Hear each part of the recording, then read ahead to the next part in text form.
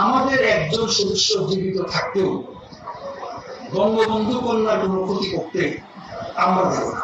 বর্তমান যে গণতান্ত্রিক সরকারের যে সরকার পতন ঘটাবে, ঢাকা মেট্রোপলিটন পুলিশের একজন সদস্য জীবিত থাকতেও এই স্বাধীনতা বিরোধীদেরকে বিন্দু মাত্র স্পেস আমরা দেব না, তাদেরকে কোনোভাবেই স্পেয়ার আমরা করবো না। আওয়ামী লীগের লাঠিয়াল বিপ্লব কুমার সরকারের মুখোশন বচন। আওয়ামী লীগ সরকারের পুরোটা সময় জুড়ে অপকর্মের মধ্য দিয়ে সমালোচিত হন ঢাকা মেট্রোপলিটন পুলিশ ডিএমপি যুগ্ম কমিশনার বিপ্লব কুমার সরকার।